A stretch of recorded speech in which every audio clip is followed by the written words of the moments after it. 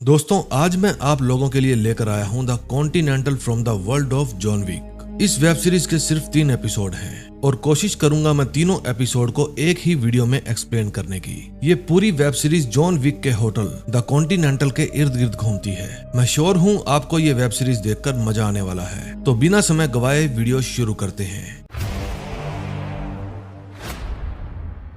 1955 New York city. हम 2 लड़कों को देखते हैं। बड़े वाला फ्रैंकी है और छोटे वाला विंस्टन। इस शहर ने इनका सब कुछ ले लिया है, इसलिए अब ये भी इस शहर को नुकसान पहुंचाना चाहते हैं। ये फैसला करते हैं कि इस शहर में आग लगा देंगे। फिर ये एक बोतल में पेट्रोल भरकर उससे आग लगाने के लिए बिल्डिंग में फेंकने की सोचते हैं। इस काम को विंस्टन अंजाम देता है, लेकिन उन्हें ये नहीं पता था कि इस बिल्डिंग में लोग भी रहते हैं, क्योंकि ये लोग किसी की जान नहीं लेना चाहते थे। फिर इनको वहाँ की पुलिस पकड़ लेती है। फ्रैंकी विंस्टन को कहता है कि तुम डरो मत, कोई पूछे तो कह देना कि बोतल फ्रैंकी ने फेंकी थी। अब कुछ साल बीत जाते हैं। फ्रैंकी अब बड़ा हो गया था। वो कॉन्टिनेंटल होटल के मालिक कार्मिक के लिए काम करता है। होटल में नए साल की पार्टी चल रही थी और ये है इस होटल का मालिक, इसका नाम कार्मिक है। इसी ने फ्रैंकी और विंस्टन को सड़क से उठाकर अपने बच्चों की तरह पाला था। विंस्टन फिलहाल इन्हें छोड़कर चला गया है। वो क्या करता है आपको आगे पता चलेगा। जिस जगह ये होटल बना था, इस इलाके के नीचे एक प्लेटफॉर्म था और होटल कॉन्टिनेंटल के बिल्कुल नीचे से रेल लाइन गुजरती थी। फिर फ्रैंकी अपने साथी के साथ वहां से होटल कॉन्टिनेंटल में घुस जाता है। उसके ऊपर वाले माले के बिल्कुल ऊपर इस होटल की तिजोरी बनी थी, जिसमें चोरी करने का प्लान कई दिनों से फ्रैंकी के दिमाग में चल रहा था। और तिजोरी के बिल्कुल ऊपर न्यू ईयर पार्टी चल रही थी। तिजोरी के दरवाजे के साथ रस्सी बांधकर एक हुक नीचे लटकाया हुआ था और जब ट्रेन आती है तो उस हुक की वजह से तिजोरी का दरवाजा खुल जाता है। समय था पूरे 12 बजे का, जब पूरी दुनिया आतिशबाजी कर रही थी। फिर वे दोनों उस लॉकर के अंदर जाते हैं। अंदर बहुत सारे डॉलर पड़े थे, लेकिन ये लोग पैसा चुराने नहीं बल्कि कुछ और चुराने आए थे। तभी फ्रैंकी का दोस्त उसके ऊपर गन तान देता है। फिर फ्रैंकी उसको ठिकाने लगा देता है, लेकिन उसके हाथ से गोलियां चल जाती है, जिसके कारण ऊपर चल रही पार्टी में कुछ लोग मर जाते हैं। फिर जैसे ही फ्रैंकी वो बक्सा चुराकर भागने लगता है, वहाँ कार्मिक के गुंडे आ जाते हैं। फ्रैंकी वो बॉक्स लेकर वहाँ से भागने की कोशिश करता है। वो जॉन विक स्टाइल में गुंडों को मारता है। दोस्तों मैं आपको बता दूं कि होटल कॉन्टिनेंटल इसका असली मालिक जॉन विक ही है, लेकिन इस मूवी से उसका कोई लेना देना नहीं है। फ्रैंकी कई गुंडों को मार देता है और वो बक्सा लेकर होटल से बाहर कूद जाता है। फिर होटल के बाहर उसकी गर्लफ्रेंड येन उसे कार में लेने आती है और इस तरह से वो हजारों गुंडों की नाक के नीचे से बक्सा चुराकर भाग जाता है। अगला सीन लंदन शहर का दिखाया जाता है। वहाँ एक बड़े ही आलीशान होटल के अंदर कुछ बिल्डर्स एक टेबल पर बैठे हुए थे। उनके साथ बैठा हुआ था विंस्टन, जो उन सबको अपना आइडिया बेच रहा था। अपने इसी तरह के आइडिया बेचकर उसने मोटा माल कमा लिया था। उसी टेबल पर एक बिल्डर की वाइफ भी बैठी थी। वो विंस्टन की तरफ अट्रैक्ट थी। फिर आंखों के इशारे उन दोनों को बेडरूम तक ले जाते हैं। फिर सुबह उठकर जब वो लड़की नहाने जाती है, तब विंस्टन देखता है कि उसके रूम के दरवाजे खुले हैं। वो रूम के बाहर जाकर देखता है, उसे कोई नहीं दिखता, लेकिन गुंडे तो रूम के अंदर छिपे हुए थे। उनमें खूब हाथापाई होती है, लेकिन वे विंस्टन को बेहोश करके अपने साथ ले जाते हैं। जब विंस्टन को होश आता है तो वो खुद को अमेरिका में पाता है। वे गुंडे उसे पकड़कर होटल कॉन्टिनेंटल के मालिक कॉर्मिक के पास ले जाते हैं। कॉर्मिक उसका एक बार फिर से अपने होटल में स्वागत करता है और उससे पूछता है कि तुम्हारा भाई फ्रैंकी कहाँ है? उसने मेरी कोई कीमती चीज चुरा ली है। विंस्टन कहता है कि मेरा उससे कोई वास्ता नहीं है, हम दोनों काफी समय से नहीं मिले हैं। अगर मुझे पता होता तो मैं जरूर बता देता।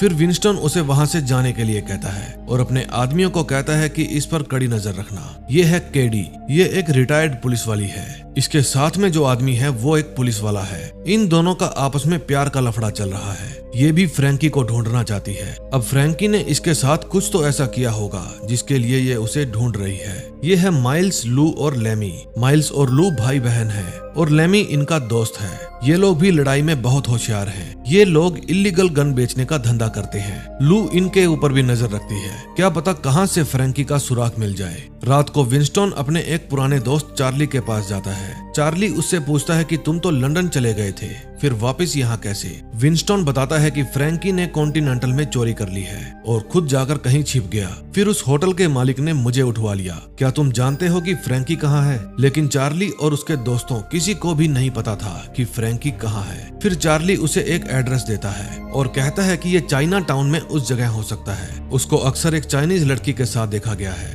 लेकिन तुम उसे ढूंढ कर क्या करोगे? विंस्टन कहता है कि वो मेरा भाई है और इससे पहले कि कॉर्मिक उसे ढूंढकर मार डाले, मैं उसे ढूंढ लूंगा। फिर वो चार्ली से उसकी कार मांगता है। चार्ली का दिल तो नहीं कर रहा था, लेकिन फिर भी वो कार दे देता है और कहता है कि खुद चाहे मर जाना, लेकिन गाड़ी को एक भी स्क्रैच नहीं आना चाहिए। कहीं भी जाओ तो गाड़ी को ढक कर जाना, मिट्टी के कारण भी चमक खराब हो जाती है। फिर विंस्टन चाइना टाउन पहुंच जाता है। वहां वो अपनी गाड़ी खड़ी करके उसको अच्छे से ढक देता है। फिर वो चार्ली के बताए हुए एड्रेस पर जाता है। लोगों को दिखाने के लिए तो यहाँ कराटे सिखाए जाते थे, लेकिन इनका असली काम तो आप लोगों को पता ही है, क्योंकि ये जगह माइल्स और लू चलाते थे। विंस्टन कहता है कि मैं यहाँ कराटे सीखने आया हूँ, मेरी लास्ट फाइट इतनी अच्छी नहीं रही, लेकिन लू कहती है कि तुम यहाँ के नहीं लगते, सीधे मुद्दे पर आओ। फिर विंस्टन बताता है कि मैं मेरे भाई फ्रैंकी को ढूंढ रहा हूँ, क्या तुमने कभी उसे देखा है? लू कहती है अभी की अभी दफा हो जाओ यहाँ से। तभी विंस्टन को अंदर से गोली चलने की आवाज आती है और वो अपनी गन निकालकर लू पर तान देता है। फिर लू उसे जमीन में बने तहखाने में लेकर जाती है। वहाँ उसे माइल्स मिलता है। वो पूछता है कि ये कौन है? लू बताती है कि ये फ्रैंकी का भाई है। वो कहता है मैंने गोली की आवाज सुनी और सोचा कि शायद मेरा भाई खतरे में होगा। फिर लू वहाँ से चली जाती है। विंस्टन पूछता है क्या आप लोग मेरे भाई को जानते हो?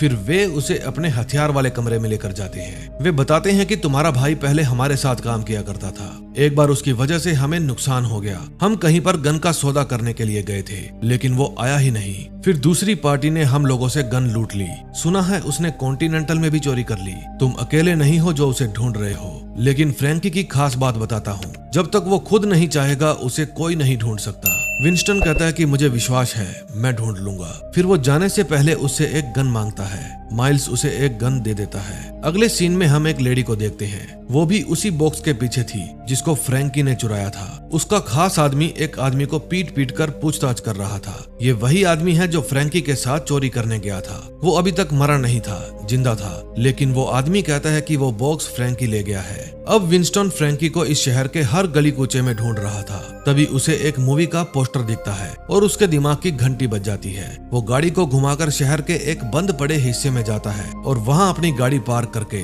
वो बंद पड़े थिएटर में जाता है। वहाँ एक आदमी अकेला बैठकर मूवी देख रहा था, लेकिन पास जाने पर पता चलता है कि वो एक स्टैच्यू था। तभी वो चाइनीज लड़की जिसका नाम यन था, वो विंस्टन को अपने ट्रैप में फंसा लेती है। वो उसे मारने ही वाली थी, तभी फ्रैंकी आकर उसे रोक देता है। यन कहती है कि ये आदमी यहाँ पर आ गया है तो इसके पीछे कोई और भी आ सकता है। फ्रैंकी पूछता है कि तुम यहाँ क्या कर रहे हो? विंस्टन कहता है कि तुमने वो बॉक्स चुराकर गड़बड़ कर दी।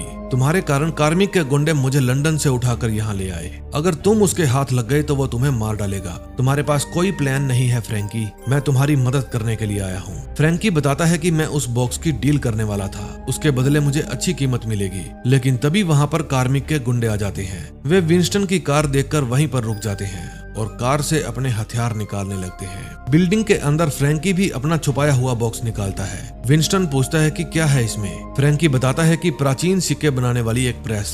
विंस्टन कहता है तो कार्मिक तुम्हें इस चीज के लिए मारना चाहता है। फ्रैंकी बताता है कि ये कॉर्मिक की नहीं है, बल्कि उनकी है जिनके लिए कॉर्मिक काम करता है। विंस्टन कहता है कि फ्रैंकी छोड़ो इस बीमारी को, मेरे पास बहुत रुपया है, हम यहाँ से कहीं दूर चलते हैं और तुम्हें जो कुछ भी चाहिए तुम्हारी हर ख्वाहिश मैं पूरी करूंगा। फिर उन्हें पता चलता है कि इस बिल्डिंग के अंदर कार्मिक के आदमी आ चुके हैं, इसलिए वे चुपके से वहाँ से खिसक लेते हैं। यन विंस्टन पर गुस्सा थी क्योंकि वे लोग उसी का पीछा करते हुए उसके घर में घुस आए थे। अब वे लोग चार्ली के पास जा रहे थे क्योंकि विंस्टन को लगता था कि इकलौता वही है जो इन दोनों की हेल्प कर सकता है। जब वो चार्ली के अड्डे पर जाता है तो चार्ली सबसे पहले अपनी कार को संभालता है। फिर वो उन दोनों का स्वागत करता है। यन को इन पर भरोसा नहीं था, इसलिए वो बाहर ही कहीं छिप जाती है। ये बात जब कार्मिक को पता चलती है कि फ्रैंकी फिर से उसके आदमियों से बच निकला है, तो वो अपने खास आदमी बिल्लू कालिया को कहता है भोलू और उसकी बहन को बुला कर लाओ। दूसरी तरफ फ्रैंकी और विंस्टन आपस में बहस कर रहे थे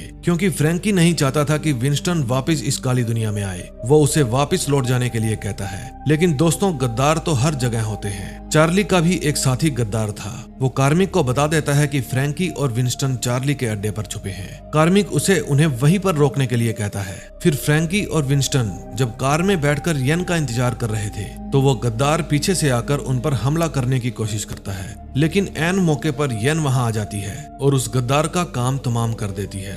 इतने में वहां कार्मिक के गुंडे भी आ जाते हैं। फ्रैंकी और विंस्टन येन को लेकर वहां से भाग जाते हैं। वे लोग भागकर एक बिल्डिंग में घुस जाते हैं। उस बिल्डिंग की छत पर एक हेलीकॉप्टर उनका इंतजार कर रहा था, जिसका इंतजाम चार्ली ने किया था। गुंडे भी उनके पीछे उस बिल्डिंग में घुस जाते हैं। उन सब में खूब हाथापाई और खूब गोलीबारी होती है। उसी समय भोलू और उसकी सिस्टर वे भी फ्रैंकी को मारने के लिए जा रहे थे। गुंडों को मारकर वे तीनों छत पर खड़े हेलीकॉप्टर तक पहुंच जाते हैं, लेकिन दूसरी छत पर बैठे भोलू और उसकी